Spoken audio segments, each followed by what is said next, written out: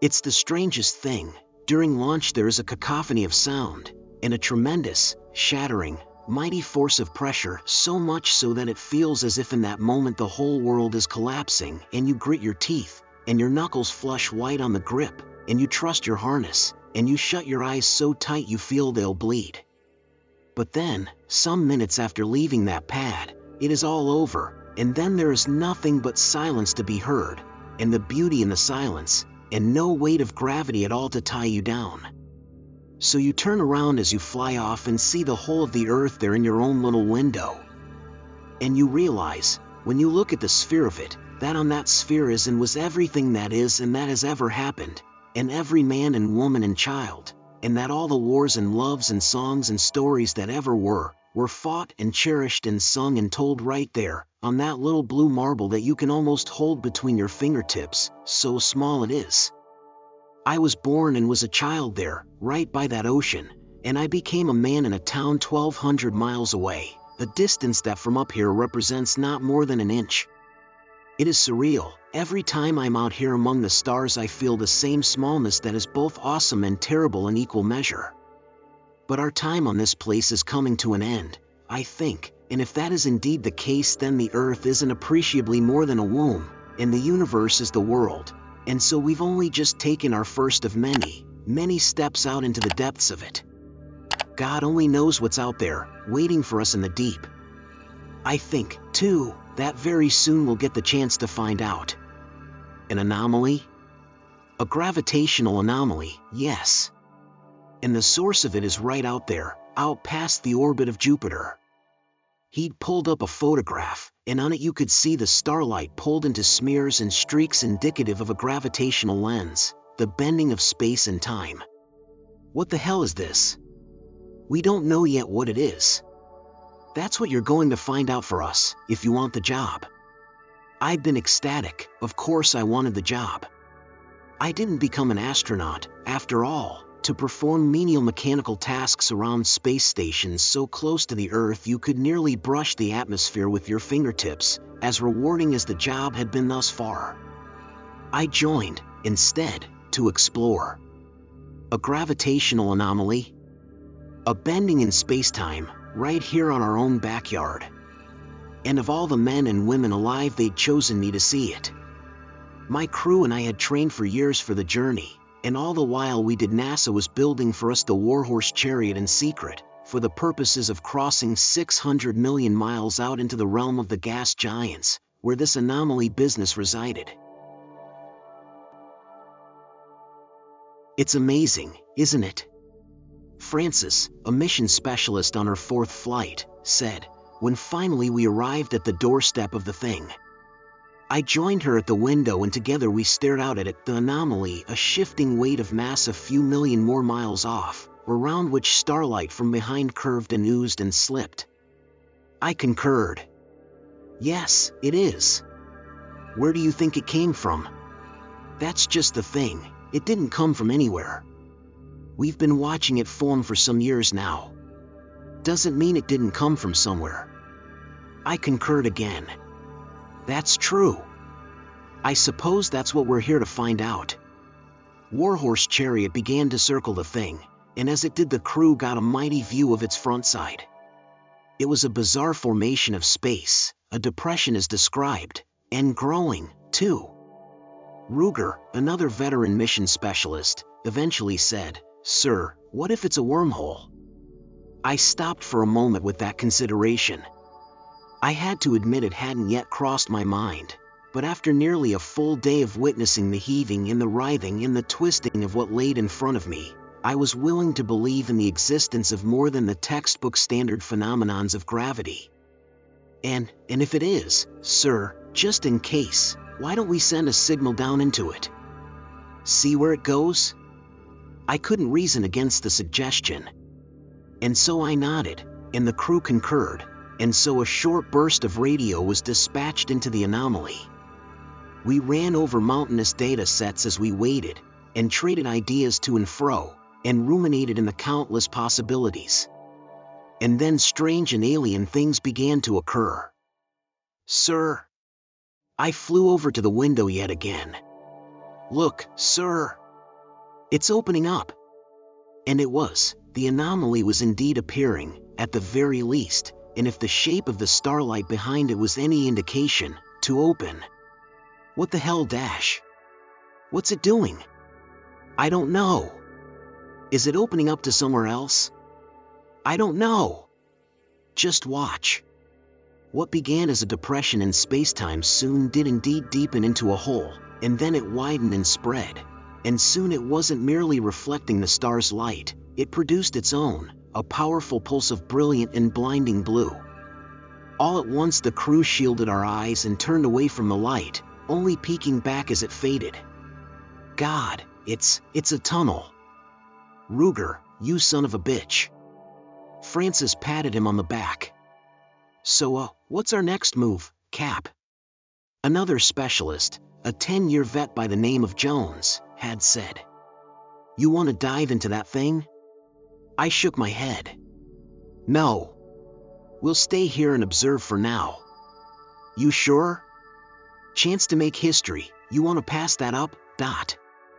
We have no idea what the hell lies on the other side, Jones. Our orders are to observe and collect data for research.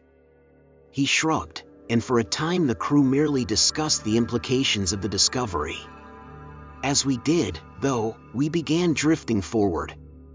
It was difficult to notice at first, as the distances involved and the lack of stationary objects nearby made it impossible to eyeball. But the equipment noticed it, and no sooner did we hear the faint beeping than the chariot picked up more and more speed. What the hell, Dash? The hell's going on? Are we moving? I don't know. Pilot Fowler was frantically scrambling over the controls. It's not me, sir. What do you mean it's not you? Can you stop the ship? No.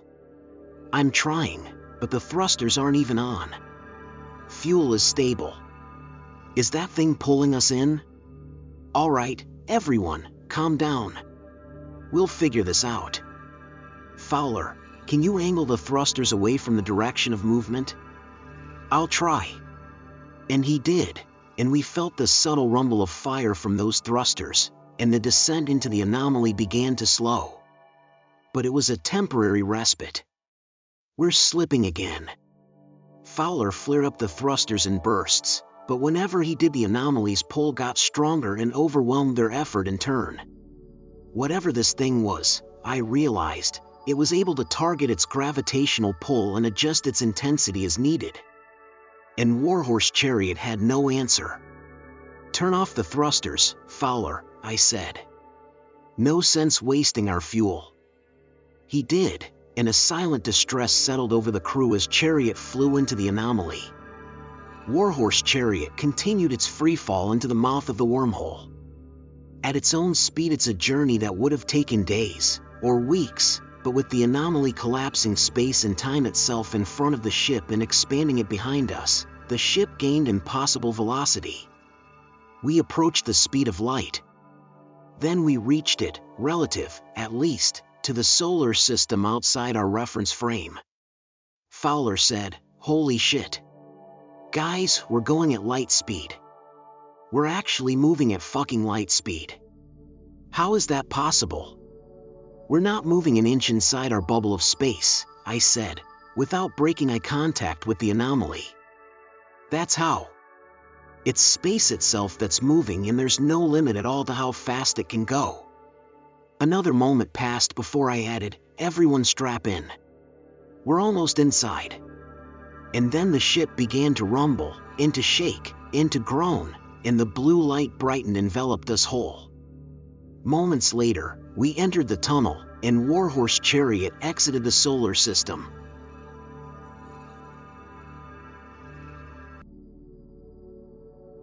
Neither space nor time retained their meaning in that place. There was no where. There was no when. There was only the ship and her crew, in a hole protected from the madness of the journey by a sphere of space-time that flew through the tunnel made of the same stuff, past 1,000 galaxies and 1,000,000 stars and 1,000,000,000 worlds. For a time it was beautiful to behold.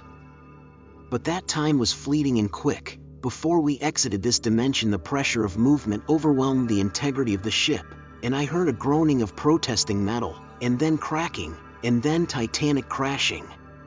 The lights went out, and all sound in the cabin of the ship ceased at once. Hello? There was no answer. Fowler? Ruger? Silence. And darkness. And cold. Such frigid cold. My skin began to grow numb from it. Francis, you there? B. Baker? Nothing at all answered me.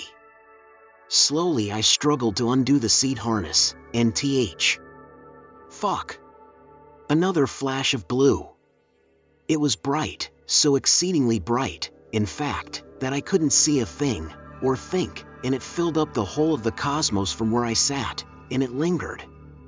On our side of the wormhole the pulse had merely been that, a heartbeat, a flash of light, and not more than an instant of time had been taken up by it. But here it stayed active like the supernova of a star, and then I could feel the heat of the light, and it washed over me in waves. And then something else happened. I began to feel something in my head. Something in the light, no doubt, that saw me and saw usefulness for me. It was clawing its way through my mind, pulling up memories and dreams and thoughts and ideas and sifting through the lot of them, as if it was searching for something. It hurt. God, it hurt, and in a lancing, sharp way. I grabbed my temples and squeezed shut my eyes, and I heard myself scream. But the harvesting continued nonetheless. I saw images and memories, and thoughts and dreams. Perhaps it wanted me to see them. A birthday party. A ringing hallway bell. Playing in the mud. A first kiss, a mountaintop snowfall, a sunset on the beach. What does this thing want? What do you want? I hear myself say. There is a pause. For a fleeting moment the pain stops, and so too does the harvesting. But only for that moment, and when it is over the process begins again. And the memories it finds begin to focus. And my eyes roll back. Flash. A memory of a conversation is summoned. It is about nothing, an old coworker discussing expense reports with me. The light loses interest in swift order, and then it moves on. Flash. An earlier memory, now. Another conversation. I'm speaking with my mother. I'm looking up at her, in the kitchen with oven mitts on, and she's telling me to wash up for supper. She speaks slowly and simply. I must be what, 10? Younger? The light lingers a bit here, and then moves on. Flash. Elementary school. Or earlier. Maybe kindergarten. We're learning penmanship today.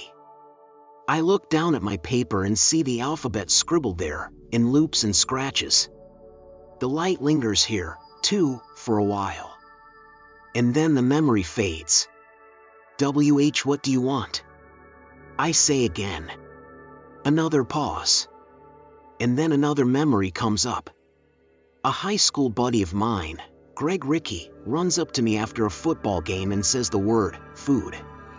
And then there is nothing. Perhaps the light is waiting for a response. Food? I say. Flash. Melissa looks down at the note I'd passed her 3 days before prom, and says, yes. Okay. Good. Okay. What kind of food? There is another pause, before. Flash. Just an image this time. A bolt of electricity in a thunderstorm, seen from my dorm window, 2001 or 2. Lightning? You eat lightning? How dash? Flash. My mother, after watching the dog piss on the floor, shouts, no. Okay. You don't eat lightning then. So dash. Flash. A bouncing dodgeball in the high school gym. Another image of lightning, and one of rippling air on pavement in the midst of a midsummer heat wave. A ball, okay? And lightning, in heat. Like, a combination of those things? Is that it? Flash. Melissa again says, yes. Okay, give me a second. A hot ball of energy. Like a star?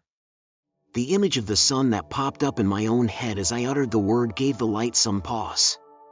Then I felt a force of power. It stung. Flash. Yes. Melissa says it yet again. A star, for food. Okay. How dash? Flash. An image of an armadillo from a nature documentary. It curls tightly into a ball, and the memory fades. I don't follow. Flash. The image repeats itself and drags a bit on both ends. I see the creature walking for a moment, its weight shifting left to right, and then it stops, and then it curls up into that ball while its little armor plates shield it. An armadillo? You eat like an armadillo? Flash. Mom shouts again. No. Now it's an image of a cat and a ball of yarn. It curls around the thing. Then there's another visual of a hand wrapping itself around a baseball. It throws it home. Something about curling into a ball. Or onto one. Flash. Yes. Okay. So you're hungry for food, and you eat stars by what? Curling onto them? What the fuck is this? Flash. A new image. It's shocking, and it's dark. I see the gates of a concentration camp, and a pile of corpses, and an inmate there gripping the bars of the fence. She's emaciated and desperate, but too sick, even, to cry for help. Her clothes hang off her limbs in excess. It is the saddest image I've ever seen. What the fuck was that? Flash. The famous photo of African child, with a vulture behind. His stomach is protruding, and even so I can see each one of his ribs through the skin. He is days to live in such a state. Maybe hours. Flash. An image, now, from a newsreel. A crowd of desperate refugees, or citizens of the Third World, it is unclear which, clambering onto a truck with the capital letters U and N painted upon its side in white letters. The man standing atop the bed of it is handing small amounts of food from a container to the crowd. He doesn't have nearly enough. The crowd presses in, and the truck is buried in their number, unable to move. What is this? I don't dash. Flash. Flash. Flash. Every time the images switched I saw a new scene as horrible as the last. Okay, you're starving? Is that right? Flash. Yes. I'm sorry. I don't know how to help you. There was an explosion of pain behind my left eye. Then I felt nothing but chaos, and discord, and anger. I sensed that, very, very clearly. Burning, twisting, desperate anger. And then... Flash. An image of bones. Flash. A man screams for mercy. I doubt he received any. Flash. Armed men throw another man down a hillside, and then fire automatic weapons into his heart. Flash. Flash. Flash. Images rotate in and back out again, and each consecutive depicts a scene of violence and terror and misery and suffering. At last, flash, there is an image of a burning world. My world. The earth, scorched and ruined. Wait. It's not Earth. It's somewhere different. Another planet. This already happened, didn't it? Flash. Yes.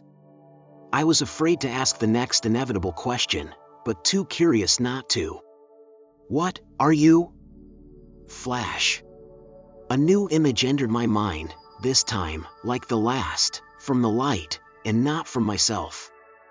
I saw a memory of a dream playing out before me. A fleet of starships, arrayed up in a concave formation for battle, firing lancing spears of energy into a wormhole. And the blue light spilled on through it, followed in turn by a mass of alien metal. The ships ramped up the rate of fire, and the intensity of it, but they couldn't harm the thing coming through, or so much as slow it down. Slowly, and one by one, as it became clear the advance of the machine could not be stopped, the ships broke formation and began to flee. But they weren't fast enough. The machine, after a time, gained the hot side of the gate and poured on through. With pulsing blasts of light, entire ships disintegrated to ash and nothing more. A capital ship in the formation's middlemost section fired a round of some new form of fire, and the machine took the hit with a wound, but not even that did appreciably more than scratch an arm of the thing. That ship met a swift fate like the others. Flash. A scene from the planet from which those ships had hailed. There are dead things.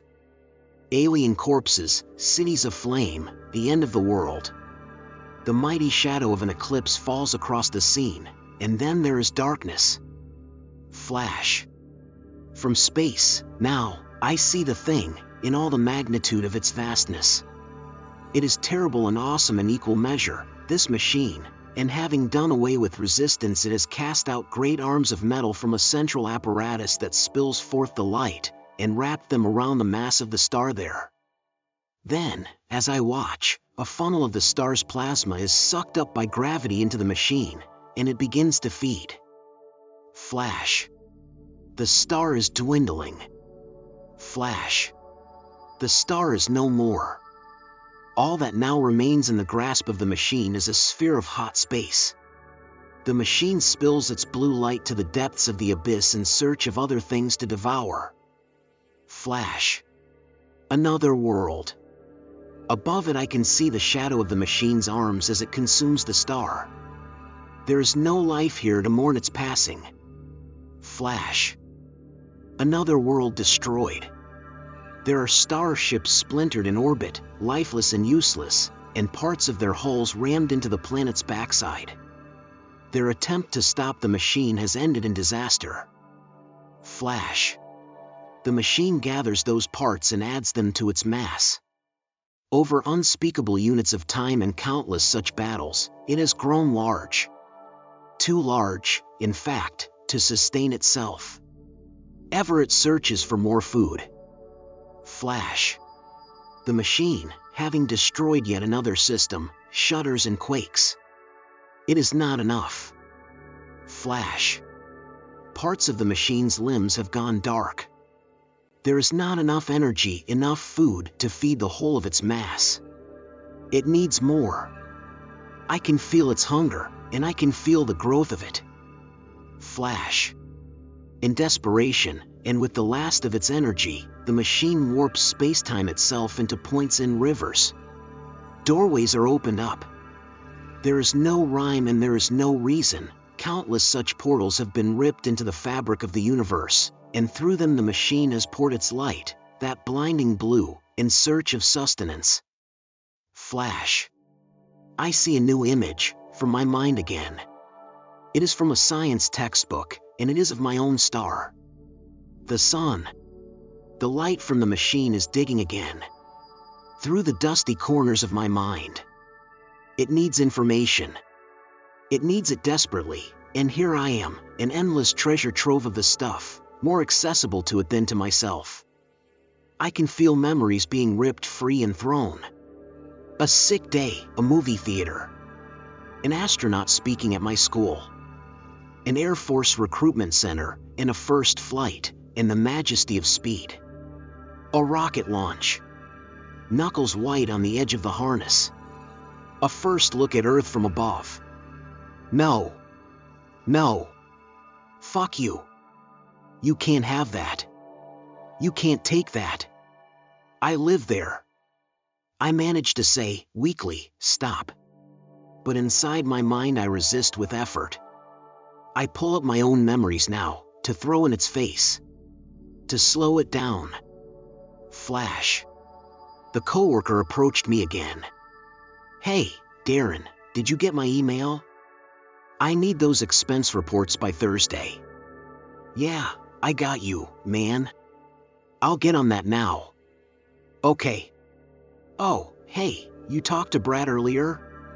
He's *Yoriagalvkas, DGA 09232384. I flinched. The fuck? Flash. Mom yelled, no! And the digging begins again. Data. Mountains of it to be poured over. A look at the sun from a Pacific side beach. The machine tastes the warmth of it. Its hunger roars, but I push back harder. Everything I have. What else? What else do I have? My name. I have my name. Darren Gray. Darren Gray. Darren Gray. Darren Grastistfaga. Flash. No. Damn it, Cindy. Not in the house. No. Flash. A new image. I see the sun now, from the window of the Warhorse chariot. And then. Flash. A childhood friend ran up to me on the playground during a game of hide-and-seek and said, "Dude, where's Eric?" Where? Flash. Another image of the sun, white and alone. Flash. The friend says again, "Where?" Flash. Where? Danny Gray. Danny Gray. Danny, that's not my name. Danny? Something with a D, I think. Right? Flash. The sun again. Flash. Where? Asterisk I can't, I don't know. I don't. Flash. An image of galactic layouts and Milky Way maps, with a label for the sun, flashed through my mind. It was getting closer. I could feel a thunderous surge of power. No. No. Stop. Flash. The pain increased tenfold. My vision swam and burned. I thrashed and grabbed again at my temples and screamed. But the light, the machine, doubled down yet again. Asterisk call signs. Wedding days. A hospital bedside. TV documentaries, asterisk Apollo. Voyager 1. Earth's radio presence. It was getting even closer. Danny Green. Danny Green. Danny Green. Danny Green. Sir? Flash. My father rummaged through the kitchen, phone in one hand. He muted it with the other. Anyone seen my pen? He said. Danny Green, Danny Green, Danny Green, Danny Green. Sir? Never mind, my father had said. I found it. I felt a monstrous, electrifying surge of power, and instantly the light began to fade, and the pain with it, and the sensation of mental invasion. It felt like waking up from a dream. But the nightmare hadn't faded yet. Sir? I stumbled back. I felt that much. I stumbled, and something caught me. Captain! I opened my eyes. It was Frances. And she'd been crying. What dash? Sir? I've been calling you. I said to stay out of the light. I looked around the cabin. The power was on. The crew was here. All of them were getting up off the floor, and all of them stared up at me with confusion and with concern. What happened? I don't know, she said. We sent that signal into that wormhole thing, and then this weird blue light just poured out of it, and we all hit the deck, but she looked around. But you didn't. And you had this look on your face, like you were in this trance, and I don't know. I thought you were dead. She started to cry a bit. I looked over at the others. And nobody else saw that? Saw what, sir? Anything at all. There was something in the light. I saw this machine in there, and I stopped. I was losing them. Baker said, Sir, I think you should sit down. No. We need to leave. Now. What? We just fucking got here. I know that. Don't you think I fucking know that? I began to stow away cargo and strap down things for a boost. Everyone strap in. Fowler, plot us a course out of here. Baker grabbed my arm. Sir, I mean it. You need to sit down. Okay? Gather your thoughts. Jones, can you get him some water or something? I don't need water, Baker. I shook him off and continued loading. Fowler. On the seat. Now. Let's go. Fowler looked at the others, and they shook their heads. Ruger spoke up. Sir, we have come through hell and high water to fucking get here. And here we are, on the threshold of history, and we are not leaving. Not yet. I will lock you in the fucking quarters until we get back at the end of the mission if I have to. Shut the fuck up. Sir. Frances stepped forward. Always the peacemaker, she was. Don't do this. Please. Shut up. None of you saw that thing. Fowler. What did I say? What thing?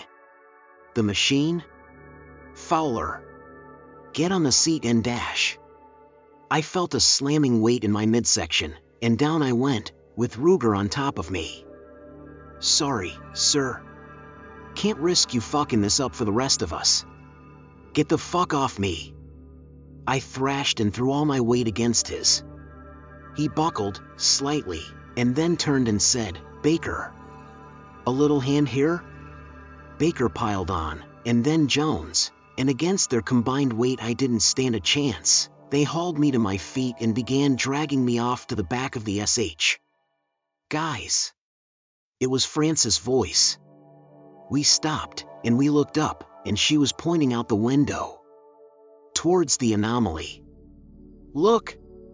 We did. Instantly I felt 3 pairs of hands loosen up their grips. I fell to the floor. What the fuck is that? I wiped a trail of blood from my nose and said, It's here. And the deck of the Warhorse chariot descended into madness. Baker, can we raise NASA from here? I don't know. I can try, B-dash. I mean, what the fuck is that thing? Fowler. You getting us out of here? I'm trying, man, but dash. Hey. I shouted. Everyone calm down and strap in. Now. Fowler, plot a course for home. Obedience, this time, was immediate. For a fleeting moment I heard nothing but the buckle of harnesses and the shuffling of feet and the rumble of thrusters. And then chariot was off. But behind us came the machine, and it did so with utterly shocking speed. I watched it pour on through the widening wormhole, and only then did I appreciate the magnitude of the thing. Shit. Sir? I see it. Fowler? How we doing? We're moving, sir. Fast as I see dash dot. The ship shook violently as a pulsing blast of blue light rocketed by overhead and nearly vaporized the hull. Shit. The hell was that? It's shooting at us. That's what that was. Another blast. Warhorse chariot felt its heat in the force of fire, and the crew nearly spilled out from their harnesses. Come on, baby. Come on, baby. Come on, baby.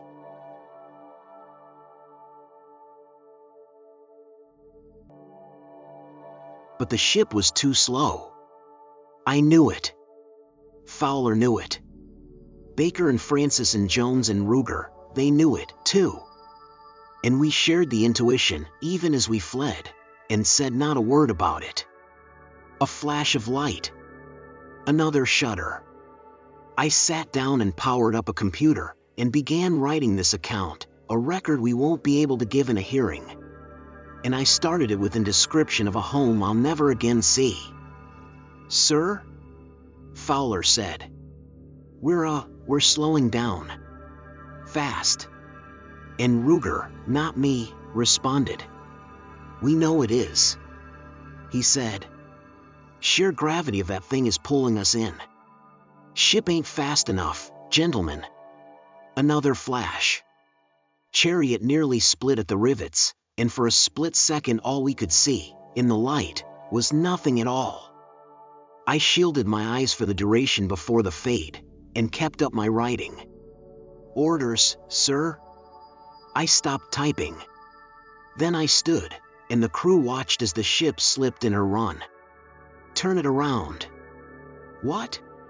"Turn the ship around. Fly towards it. If we time it just right, dash. Then we can take a hit of that blue laser right inside the firing chamber." A hush fell over the crew. They knew what this was, a call to spend their lives in the service of mankind. I looked out at the machine. We had 15 minutes, maybe less, before the full form of its mass exited the wormhole. And so we had just as much time to act. "Sir, are you dash?" "Do it, Fowler." Baker spoke up. "It's the right call. We're not escaping, might as well take it out with us." "It's the right call, Captain." So Warhorse Chariot adjusted its heading for its hunter, and the machine filled up the view of the deck display, and Ruger spoke again. "You all ready to die today, lady and gents? For king and country?" Frances closed her eyes. Fowler set his jaw.